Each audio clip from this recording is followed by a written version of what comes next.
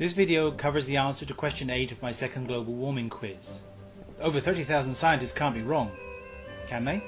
It was such a long time ago that I posed the question, perhaps we should first remind ourselves what the question actually was. Question 8. True or false? Over 30,000 scientists say that global warming is not happening. This is in fact a question about the so-called Oregon petition. Oh, I'm sorry, I forgot.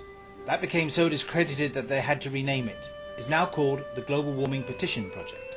It is the same thing, but they've managed to clear up some of the more obvious problems, like the fraudulent paper they used to justify the original petition. The paper was made to look like a peer-reviewed paper from the National Academy of Sciences. It even had a false publication date, volume ID and page numbers. The only problem was that the National Academy had nothing to do with it. They even went as far, for the first time in their history, of issuing a statement disowning the paper. Here is their unprecedented response. The National Academy of Sciences Council would like to make it clear that this petition has nothing to do with the National Academy of Sciences, and that the manuscript was not published in the proceedings of the National Academy of Sciences, or in any other peer-reviewed journal. Apart from the question of why they use such unethical behaviour to try to make their point, we'll see why all of this is important later on. Now let's return to my true or false question, which boils down to 3 basic points. Does the petition say that global warming is not happening? Are the signers actually scientists with the knowledge to have an informed scientific opinion on this issue? And are there more than 30,000 people who signed the petition? Well, on the last point, they claim that 31,487 scientists have signed the petition, which says they seem to be home free on that point. So let's address the issue of what the petition actually says. The first paragraph is a series of unsubstantiated political opinions about how the proposed Kyoto cuts in carbon emissions are so stringent that it will harm everything and everybody.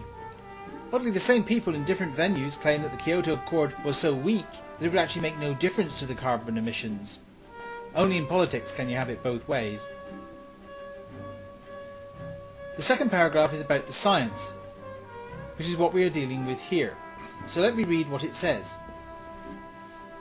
There is no convincing scientific evidence that human-released carbon dioxide, methane or other greenhouse gases is causing or will in the foreseeable future cause catastrophic heating of the Earth's atmosphere and disruption of the Earth's climate. Moreover, there is substantial scientific evidence that increases in atmospheric carbon dioxide produce many beneficial effects upon the natural plant and animal environments of the Earth. 3 key phrases are undefined, left to the imagination of the reader. Catastrophic heating of the Earth's atmosphere and climate disruption. By that, do they mean the day after tomorrow scenarios? Well, almost nobody believes that stuff. And the last phrase is many beneficial effects. That does not even say whether the beneficial effects outweigh the negative effects. Unless by beneficial they mean that we make this planet so uninhabitable that we are forced to build spaceships and go out and explore the universe. So it's all rather vague. But one thing is certain, that nowhere does it say that anthropogenic global warming is not happening. It is just saying that it won't be catastrophic. Also, on this first point alone, the answer to question 8 is false. But let's push on and see how well we do on the other points. According to the petition project's own figures, there are 31,487 scientists who have signed up. Wow, that seems like a huge number of scientists. Over 9,000 of them with PhDs, again, very impressive. And 39 of which are climatologists. Well, that's a very Excuse me, show me that last figure again. They've only managed to sign up 39 people who claim to have a PhD in climatology.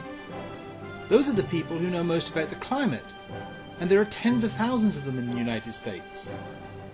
But how impressive are the other numbers? 31,000 out of how many eligible people? If you check the various employment surveys, they say about 23 million people have bachelor's, master's or PhDs in engineering and science in the United States. But that is not all the people that the petition project allowed to sign the petition. They include people in the medical industry, mathematicians, computer engineers and retirees. Let's say there are 30 million that are eligible as a rough guess on the conservative side. Thus 31,000 only represents 1 in 1,000 of the eligible participants.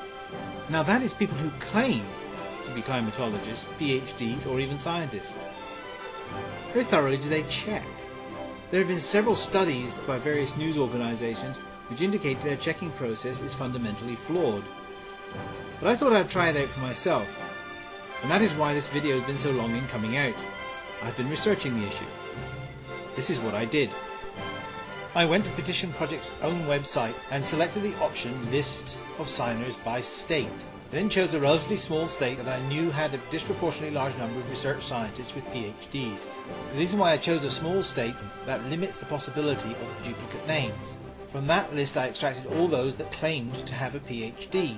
I then eliminated those with common names like John Smith or Bill Gray or whatever, so again I would reduce the chance of finding a duplicate name.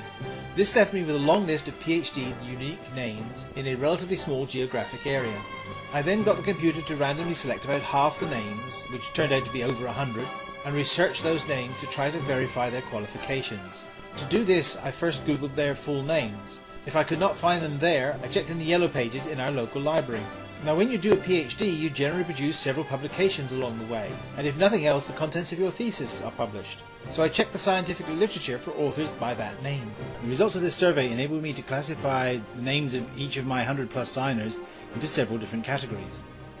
If the only reference to that name was as a signer of the Oregon petition, I classified them as untraceable.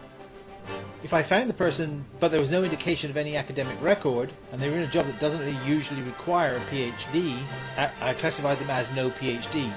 These are jobs like real estate agents, a hotel manager, a teacher, 2 artists, a writer, and even a funeral director. I reserved a third category, medical, for those with MDs, dentists, and even a veterinarian. Those with various types of engineering qualifications in mechanical, electronic, or computer engineering were classified as engineers. The 5th category was other. Those were people that were retired, politicos, strangely enough all of them were Republicans, businessmen, military, several were dead. The 6th category was scientists that would have a sufficient scientific background to have an informed opinion on climate change. People like physicists, astronomers, geophysicists, meteorologists, and so on. So how did it turn out? Well, even I was surprised at the results. More than half the sample were in the medical profession or engineering, thus had no particular expertise in the physical sciences, and in many cases didn't have a PhD. 11% of the sample were untraceable, and a further 11% definitively did not have a PhD. 17% were in the other category. That tiny light blue wedge is all we have for physical scientists. 5%. That's it. 5%. Now you don't have to believe me on this. Why don't you do exactly the same thing? Go to your own state, select the names in the way that I did, and start checking. It's a rather laborious and long process if you do it thoroughly, but I'm sure you're going to find a very similar result.